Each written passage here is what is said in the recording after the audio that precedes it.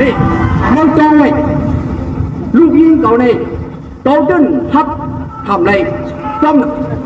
เจอพันไปมวนเจ้าหนังเมื่อไหร่โตจนหนังพร้อมเลยแล้วล่ะอย่าพี่มันเห็นปล่อยปันจามถึงกินทะเลกลัวยังโยมยังเท้าทะเลให้ตามถึงมือตามตัวว่าบอกเลยเมื่อทะเลอยู่ไปหมดเมื่อไว้ตัวเดี๋ยวนี้ก็ม้วนจอมลงไปมันเมื่อสีโตจนทะเลลองเจอพันไ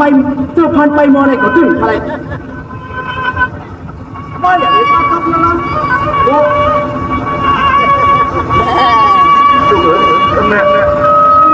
นี่แกท้าสอนก็พอรู้แล้วที่ว่าแม่เป็นก็พอเดียวจะบ้าหัวเมื่อทางแรงขับไปแก่ไม่แต่ตีเดือดพอมาดูไม่กล้าลูกก็แม่พอเดี๋ยวก็เด็กไม่ใช่ผ่านทางนี้สองอยู่เป็นที่คนก็ดูกับตัวไม่ดูมาเดี๋ยวคนนั้นแท้ที่นี่บอกคนเดียวนั่งไปก่อนเดี๋ยวช่วยตัวเลยเต็มที่ดูแลตัวเอง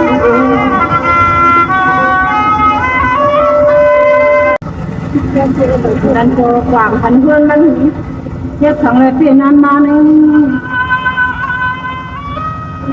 ลูกยิงเมียทักลูกนี่คนนี้ทีเดียวแล้วลูกยิงเปลี่ยนขังเลย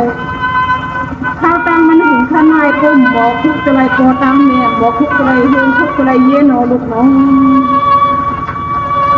เมียนี่ทำก็กินน้ำไหลนอนน้ำไหลกินน้ำหวานนอนรับลูกยิงเมียทักลูกในเอาสังแกะก็อันนี้เอาลูกยิงเป็นขังเลยเมียว่า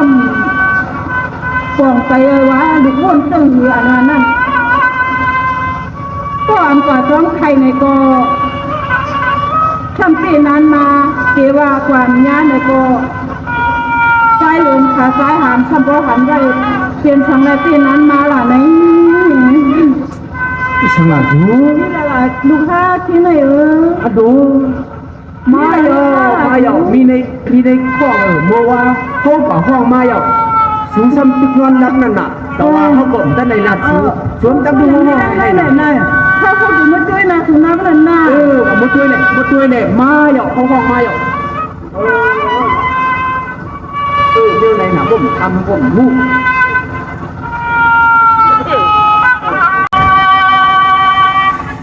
เด็กก็สั่งมือ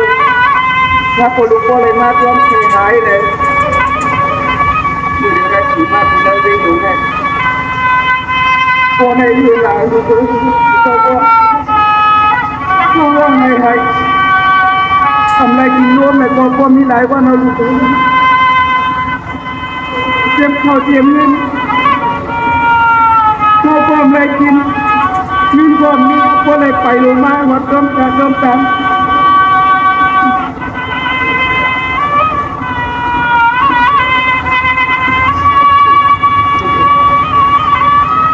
เมื่อไรล่ะฮะหลวงพ่อก็รู้สึกเลยกว่าอันน้ำเลยพอเนี่ยช่วยใจหนาลูก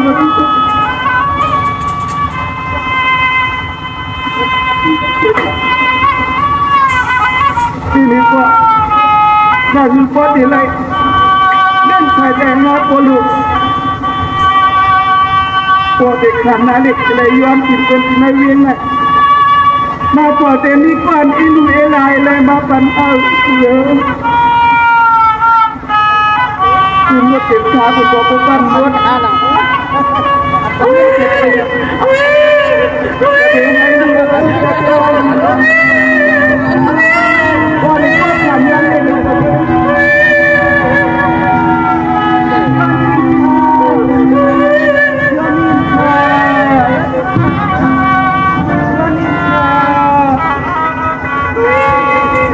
เดี๋ยวใน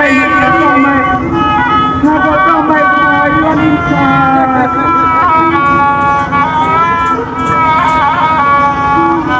ทุกข้าเนี่ยค่ะย้อนกินพอเล็กสักทีมาดีสักทีก็อีกค่ะ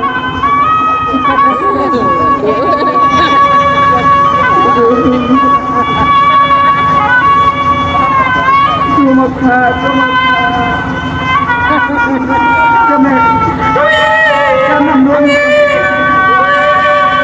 น้ำนมอะไรเอาลูกเด็กไปโพสต์ลีลาลูกมาเรียนในอย่างก็กะมาเรียนมาเรียนสักทีลูกค้าก็ไม่เนี่ยข้าเรื่องเนี่ยข้าโอ้เป็นอะไรช่างสาวก็ไปอินก็เทียนอินพอได้กว่าซื้อนำเนื้อมันทำชั่วคือกัน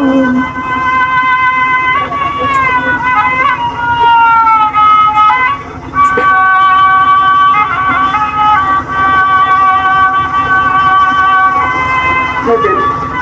ก็ตามแล้วเป็นการคนน้ำนุ่มตัวบริเวณนี้นะจะมาบริวารสิมาดี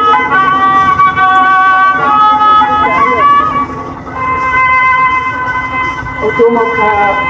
ตัวมองขา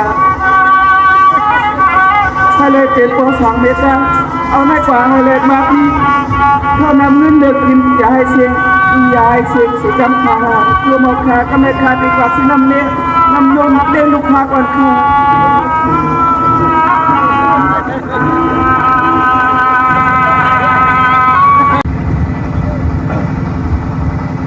คือทำไมก็ในโชว์đâu quáก็เฮ้ยชู ก็เจ้าหนูท่องกับว่าสุก ก็ไปเด็กมีเอ็นมีแห้งมาเนาะ นี่น่ะจังทุกสุกเปลี่ยนกันได้ ไรหันนาลูกนาล่าก็ไปเด็กเปลี่ยนเฮาไหนแค่นมาคนนั้น คนว่าลูกล่างน่ะก็หักกองเป็นยาหลวงป้าเลยนะก็ ชูได้ชูถ้าก็ได้ก็คือตายแล้วอ่ะ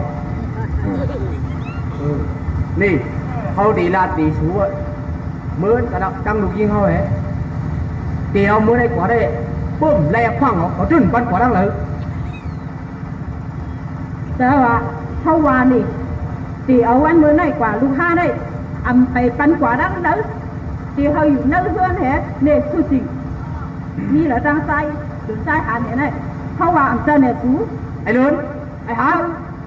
เขานั่งสู้จริงนะตั้งช่วงมีเรื่องเขาเตรียมได้ปันออกลูกออกค้าน มาเวลานี้คือครับเลย อันนี้ตั้งทักไว้ไข่โกโก้ดูใครวันไหน เกาในเฮือนในเป็นเกาใหญ่บนเกาได้ลานี้มุดให้ไปยินกูก่อนนะ ก็นั้นก็เล่นเดียันก่อนหรือเพื่อก่อนก็พอได้สั่งเขาก็ อำไรจนไรนี่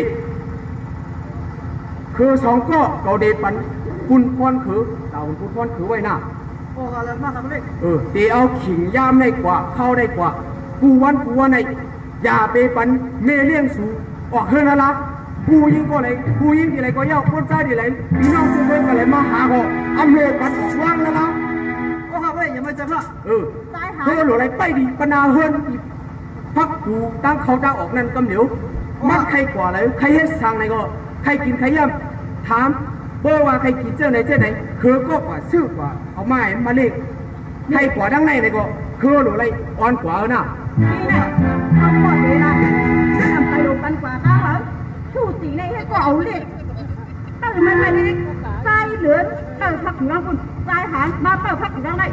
โอ้โหเอ็มได้ปันออกมีคนเขาว่าเราเต็มได้ปันเข้าเพราะว่าอ่ำไปมัดพบเพราะว่าไปหูจักฮะพอเลี้ยงเมเลี้ยงสูแต่อย่าไปปันเธอเข้ามาเปิดพักหัวถ่ายก็สู้จริงเปิดไม่เลี้ยงสูอย่าไปปันกว่านั้นแล้วนะ โปเล่งมันเล่งเขามีเงินขนาดพอผลมายังชอบก็ดีเลยว่าคือละ อำปันเข้า ปันเข้าแล้วนะคือไปใส่คนพักดูนใส่ไส้ตัวหนึ่งใส่ปลาตัวหนึ่งน่ะนี่ มาปันอะไรตาหา นัดไว้นะโอเล่งเดลาดนี้นาไว้อย่าไปให้มันเหมือนเจ้งนังมือป่นมานังกุยทั้งเจ้าว่ามันในคืนเฮ็ดเจ้งนังมือโปอันตั้งกว่าด้านไหนอย่าไปว่าโปเล่งเฮ็ดเลยนะไปช่วยเมเล่สูในเฮือนดีๆนะเยอะ